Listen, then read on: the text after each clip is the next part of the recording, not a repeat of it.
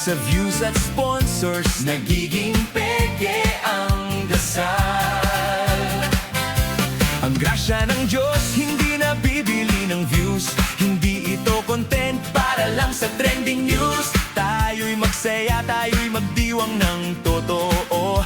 Dahil ang pag-ibig niya ay hindi nakaplano sa promo. Flip the tables, clear the room, sweep the fakes out with the broom.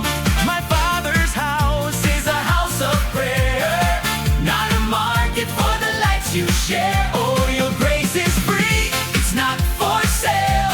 The truth of love will never fail. Yeah, we sing for joy, we dance and shout. The money makers have been driven out. Lahat na lang ng kabutihan kailangang i-vlog. Prosperity gospel na nagpapalabo sa ilog. Benta ng merchandise, benta ng holy water. Ginawang online shop ang altar ng ating Father. Ngunit babalik ang hari, hawak ang latigo ng katotohanan. Lilinisin niya ang templo ng ating mga isipan. Wala nang bayad ang luwalhati at himala. Kaya sumayaw na tayo at itaas ang ating kanta.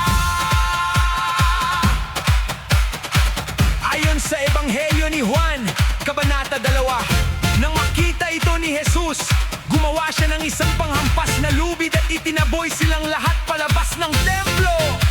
Ibinataob niya ang mga mesa ng mga namamalit ng salapi. At sinabi niya sa mga nagtitinda, alisin ninyo rito ang mga ito. Huwag ninyong gawing palengke ang bahay ng aking Ama. Sama-sama tayong umawi, walang bayad ang grasya. Itaas ang mga kamay sa langit, malaya ng